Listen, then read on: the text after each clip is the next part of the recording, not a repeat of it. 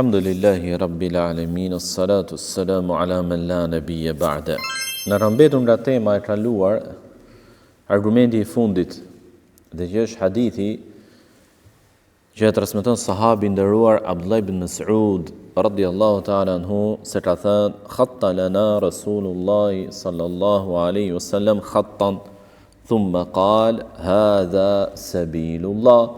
ثم خط خطوطا عن يمينه وعن شماله ثم قال هذه سبل على كل سبيل منها شيطان يدعو إليه ثم قرأ وأن هذا صراطي مستقيما فاتبعوه ولا تتبعوا السبل فتفرق بكم عن سبيله ذلكم وصاكم به لعلكم تتقون. Thot Abdullah ibn Mas'ud radiyallahu ta'ala anhu se njëherë I dërguari I Allahut sallallahu alaihi wasallam bëri një vizë të drejtë, dhe tha: "Kjo është rruga e Allahut." Më pas bëri vija të tjera nga djathta dhe majta e saj, dhe tha: "Këto janë rrugë në krye të së cilës është një shejtan që fton në të."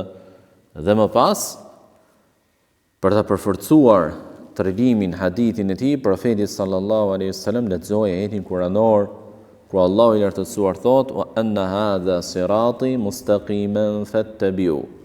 Kjo është rruga ime e drejtë. As-sirat al-mustaqim, rruga ime e drejtë.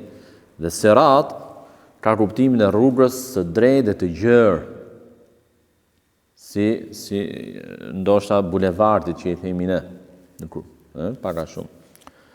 Mustaqim e drejtë, që nuk ka kthesa, nuk ka devijime në të. Tha më pas: "Wala tattabi'u subula fatafarraqa bikum an sabili." Dhe mos ndiqni rrugë të tjera, se do t'ju shmangin nga rruga e tij. Dhalikum wasakum bihi la'allakum tattaqun. Kjo është një këshill që u jepet juve me qëllim që të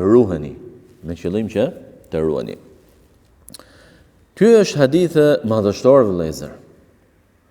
Prandaj edhe autori, Allahu mëshiroft, e solli këtë hadith në librin e tij Fadlul Islam dhe pikërisht në temën e përqendrimit dhe mos devijimit nga feja e Allahut. Pse? Sepse ky hadith e ndihmon çdo musliman dhe muslimane që është duke ecur në rrugën e Allahut që të mos devijojë.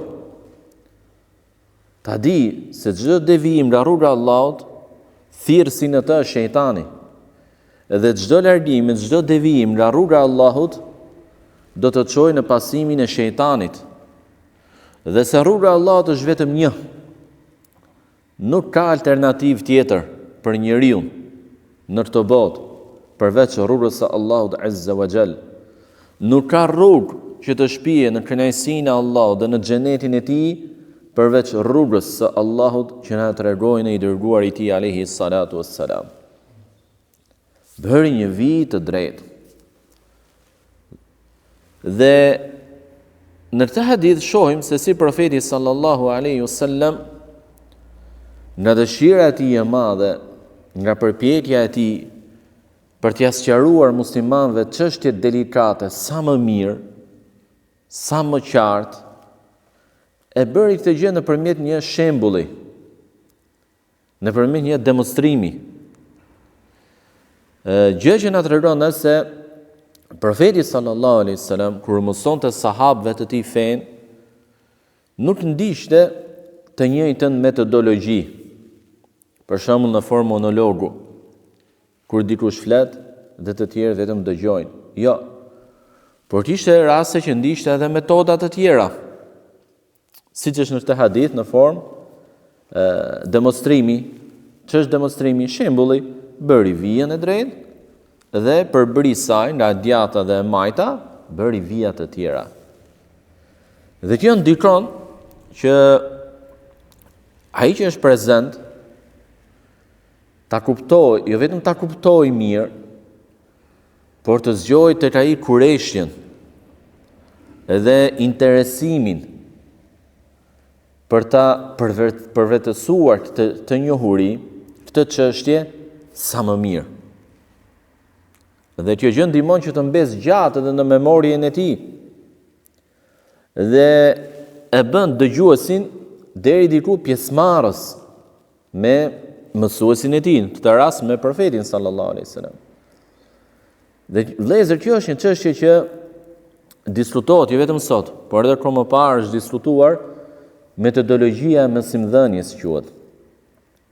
Çfarë metodash duhet të ndiqen përveç atyre klasike, pra kur dikush flet dhe të tjerë dëgjojnë. Ne i kemi këto në shembullin e profetit sallallahu alaihi wasallam. Prandaj thot Allahu subhanahu wa taala laqad kana lakum fi rasulillahi uswatun hasana liman kana yarju Allahu al-yawm al-akhir. Ju të i dërguari Allahut keni shembullin, modelin tuaj më të mirë për çdo që i beson Allahut dhe ditës së fundit. Për çdo që i beson Allahut dhe ditës tjetër, ditës së fundit. Pra, edhe muslimani, qoftë hoxha apo prindi musliman, kur do t'i mësoj fëmijëve të tij çështje fetare, nuk ja bën në të njëjtën metodë gjithmonë. Njëherë profeti sallallahu alaihi wasallam, kur donte të tregonte sahabëve të tij khairin që ka muslimani, u bëri këtë gjë në formën e një gjëgjëze. U tha, më tregoni cila është ajo pemë që shembulli i saj është si shembulli i muslimanit. Pra bëri pyetjen dhe priste përgjigje. Dhe kjo zgjon kureshje, shton pjesëmarrjen, shton interesimin për ta dëgjuar kush është. Tet hadithi i Ibn Umarit, hadithi i saktë. Thot Ibn Mas'ud në këtë hadith, bëri profeti sallallahu alaihi wasallam vjen e drejtë dhe tha kjo është rruga e Allahut. Pra rruga e Allahut është një. Dhe është e drejtë.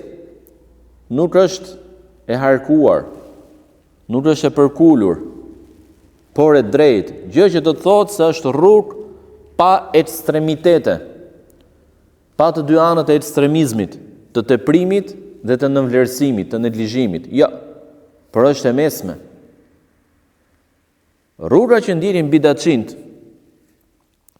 që devijojnë nga rruga e drejtë e Allahut, kalojnë në njërin nga këto dy skaje të ekstremizmit, ose e teprojnë, duke munduar edhe vetët e tyre, siç ndodh tek sufistët, apo tek të tjerë që e mundojnë fizikun e tyre, një pjesë e sufistëve, me bidate për të cilat Allahu subhanahu wa taala nuk ka sjell argument, dhe as i dërguari i tij alayhi salatu wassalam. Apo të tjerë që kalojnë në neglizhimin e çështjeve fetare, në neglizhimin e rrugës e ndjekjes së rrugës së vetme të drejtë të Allahut. Dhe shpihen veten e tyre apo ftojnë edhe të tjerët në këto vija djathtas e majtas që bëri profeti sallallahu alaihi wasallam.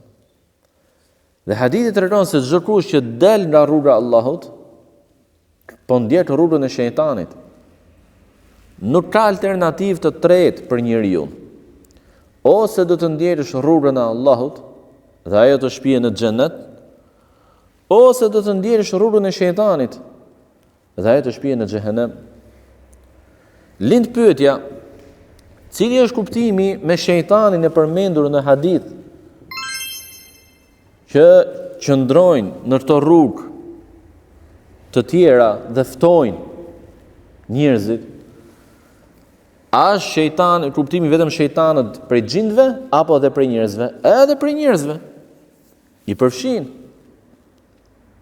përfshin. Çdo kush i cili thret në një rrugë tjetër nga rruga e Allahut, apo ftesa e tij është në kundërshtim me rrugën e Allahut, ai është një shejtan. وكذلك جعلنا لكل نبي عدوا شياطين الإنس والجن يوحي بعضهم إلى بعض زخرف القول غرورا. Thot Allahu subhanahu wa taala, në këtë mënyrë ne kemi bërë çdo profet i armiq nga xhindët, nga shejtanët, xhinë dhe njerëz. Nga shejtanët që mund të janë xhin, por edhe njerëz armiq. Dhe thot Allahu subhanahu wa taala që e shtyn njëri tjetrin me fjalë boshe të zbukuruara për t'i mashtruar ata. Gjë që do të thotë se ai i cili të fton në një rrugë tjetër nga rruga e Allahut, nuk të thotë se hajde të kruan se është rruga e humbjes. Hajde të kruan se unë të ftoj në xhehenem. Nuk të thotë se rruga në të cilën ti jesh rruga e Allahut, për hajde në një tjetër rrugë nga ajo që është e imja. Ja. Ai ta zbukuron, ai ta hieshon, të mashtron. Përdor metoda të ndryshme.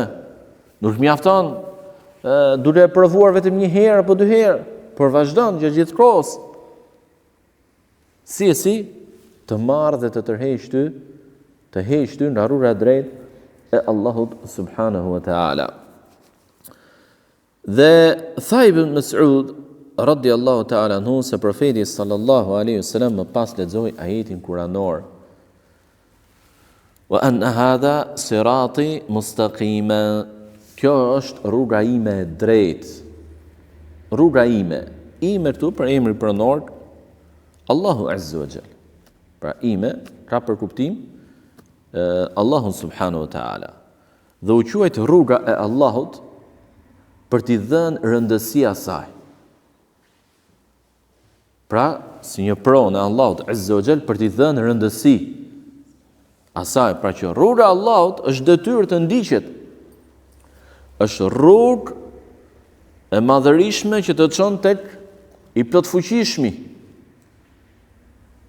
Dhe është rruga e diturisë, rruga e tauhidit, rruga e adhurimit të Allahut subhanahu wa taala me sinqeritet sipas sunetit, larg gjunafeve, larg bidateve e çdo gjë tjetër që kundërshton të rrugës të Allahut subhanahu wa taala.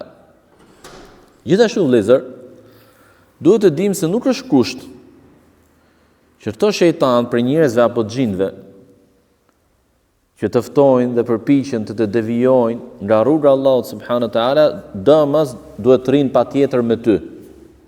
Domos duhet të jenë të pandar me ty. Ja, nuk është kusht kjo gjë. Sidomos në kohën e sotme. Në kohën e sotme që mënyrat e ftesës, si për të të mira, edhe për të të keqa, kanë evoluar, janë shtuar shumë. Ti mund të jesh brenda mureve të shtëpisë tënde, dhe nëpërmjet ekraneve të televizionit, nëpërmjet rrjeteve sociale, mund të vijë mira, por mund të vijë edhe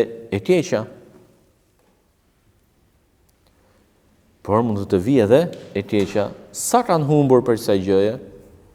Plot kanë humbur. Pra nëse deri dje për shembull, pa besimtarët i kishin të kufizuara mënyrat, metodat për të deportuar në mendjet e muslimanëve, sot nëpërmjet teknologjisë, rrjeteve sociale, arrin të deportojnë, të hyjnë në shtëpitë e muslimanëve, pa qenë nevoja të vinë vetë fizikisht. Për çfarë? E përhapin sharrin e tyre nëpërmjet kësaj mënyre. Por që edhe bidatçint. Edhe ata të cilët ftojnë në këto vija që bëri profeti sallallahu alaihi wasallam. Nuk është nevoja të vinë të ty, të xhamia jote, të shtëpia jote, të shkolla jote, të xhamati jot. Por e përhapin devijimin e tyre, ftesën e tyre në devijim, edhe nëpërmjet rrjeteve sociale. Dhe në këtë hadith shohim se muslimani në rrugëtimin e tij për tek Allahu subhanahu wa taala, patjetër që do të ndeshet dhe patjetër që do të bëj betejë me shejtanët për gjinëve dhe njerëzve që përpiqen ta pengrojnë atë të ecë në rrugën e drejtë të Allahut Azza wa Jall. Sepse edhe pse ti nuk i fton ata, nuk i provokon ata, ata vijnë vetë ty. Sepse qëllimi i tyre ty është që të nxjerrin nga kjo vije drejt, nga rruga e Allahut subhanahu wa taala, me qëllim që ti të marrësh djathtas apo majtas dhe të shmangësh. Vazhdimisht, deri në vdekje, do ta kesh sprovë të tillë. Deri në momentet e fundit do përpiqet shejtani që të shkartoj humbje ty. Dhe shembujt historik, argumentet për këtë nuk janë pak. Prandaj muslimani ka nevojë që ta lutë Zotin e tij për qëndrueshmëri, për rezistencë. Jo vetëm kur e ndjen fitnën, jo vetëm kur ndjen trycninë e ftesës në devijim nga dikush, por edhe kur është komod, i përqendruar në rrugën e drejtë. Ja muqallibal qulub, thabbit qalbi ala dinik. O rrotulluesi zemrave, forcoje zemrën time në fen tënde. Kush e bën këtë dua, njeriu më i përforcuar në rrugën e Allahut Azza wa Jall. Njeriu që kishte marr garanci dhe mbrojtje nga Allahu se i vetëm s'do të humbte kurrë, por do të ishte kënaqësinë e Allahut subhanahu wa taala në dynja dhe në ahiret. E megjithatë i drejtohesh Zotit të tij me këtë dua. Dhe ishte nga duat e shpeshta që bënte. Nga duat e shpeshta, ka që rëndësishme që çështje. Sidomos në kohën që jetojmë ne, në shoqërinë të cilës i përkrasim.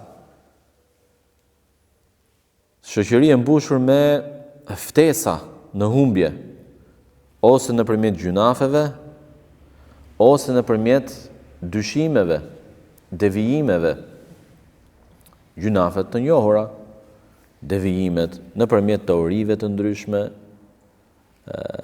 nëpërmjet ftesave të tjera të ndryshme, apo edhe nëpërmjet mbulesës së Islamit në kuptimin duke të ardhur ty si musliman, apo duke të paraqitur ty si ai që do të ndihmojë ty në fen tënde. Dhe fillon dhe interpreton Islamin sipas interesave të tij, me qëllim që të humb, me qëllim që të humb ty. Prandaj duhet ta lutim Allahun Azza wa Jall që t'i forcojë zemrat tona në fenë e tij deri në fund. Nuk ka garanci. Derisa të largohesh nga kjo botë, atëherë përfundoi edhe betejë jote me shejtanin, qoftë ai prej xhinëve dhe njerëzve që të ftojnë në këtë vija, në këtë rrugë që bëri në shembullin e tij profeti sallallahu alaihi wasallam. Elusim Allahun subhanahu wa taala të forcojë zemrat tona në fenë e tij, të na ruaj neve nga thirrësit e humbjes. O subhanakallahumma bihamdik, ashhadu an la ilaha illa anta astaghfiruka wa atubu ilaik.